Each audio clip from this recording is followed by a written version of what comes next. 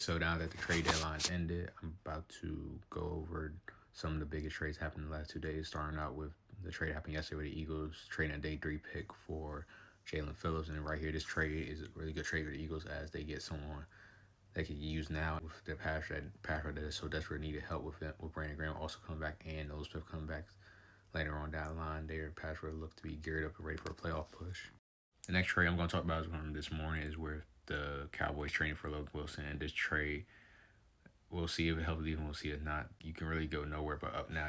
You have the worst defense in the league. And this helps Kenneth Murray get off the field now, who has been kind of a disappointment, unfortunately. While him and Shamar James, we'll see how that combination works out. Here is a trade that I low-key like with the Jaguars going up and trading for Jacoby Myers, who's been asking out of Vegas for a minute now to go to a contending team. And now he goes to a team that is in the middle of contending right now for a wild card position, potentially maybe in division with the Colts losing on Sunday.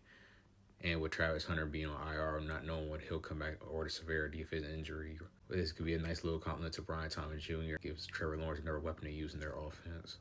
This one right here was the first big blockbuster of the day, which no one really saw coming, was Sauce Gardner getting traded for 2 first-round picks to the Colts. Right now, we'll see if what the picks will be down the road in a few years. But this is a win-now move for the Colts. You're basically all in. This is your guy that's going to be your leading cornerback. And David Charter Ward come back. He's going to be lined up opposite of him. We'll see how that works out. Here's another low-key trade I like.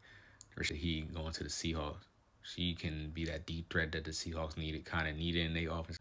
But Clint Kubiak does know how to utilize Rashid Shaheed to the best of his abilities, with him being his former OC from the past 2 years in New Orleans. We don't know how bad the severity of Cooper Kupp injury is. And as you can see from the past few years with Shaheed being in New Orleans, how he was able to get behind the defense through the scheme of Clint Kubiak. And we're probably going to see more of that in the next few weeks with Seattle. And the last big blockbuster today, I'm telling you, big blockbuster. I kind of called this earlier. I'm like, you might, after I saw this Sauce Gardner trend, like, you might well start getting on the phone, see if you can get Quentin Williams, see what his price is. Get him. This is one of the best top 5 defensive tackles in the game. That's what the Cowboys did. Got on the phone, went and got him. Had some assets to give. Had 4 first-round picks next year. Gave up one of them and a second this year, and then the first next year, which I really like. You get to keep your 2 first-round picks for this year. And you gotta rock out with them. And now you get someone with that second-round pick this year that will probably better than that pick would be. And now there's someone that can fill right in, and now you would let go. Most likely you'll probably let go Kenny Clark now with his cap hit. You could save about $20 million all season as a cut. And we already know a lot of people going to get cut from this team this all season. It's going to be a lot of cap saving, but this is a good move for the future. And as you can see, Dak Prescott came out saying how hyped he was for this and saying he can quote me on that.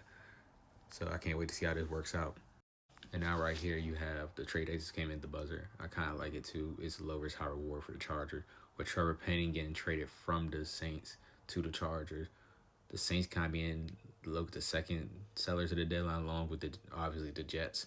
Chargers right here needed a left tackle in their offense, with Joe Alt being done now for the season, being done 2 premier left tackles now. Seeing how their offense dramatically falls over a cliff with no Joe Alt in there, as we seen in games like with the Giants and so on. And then in that second part of the game with the Titans, their offense kind of struggling without Joe Alt. Now this could bring some type of stability to that offense. We'll see. Hopefully it does, knowing they got a little tough stretch down the way and they really are in good position right now to clinch the division and make a little run in the playoffs. And that was it. Hopefully we'll see how these trades work out in the end of the day.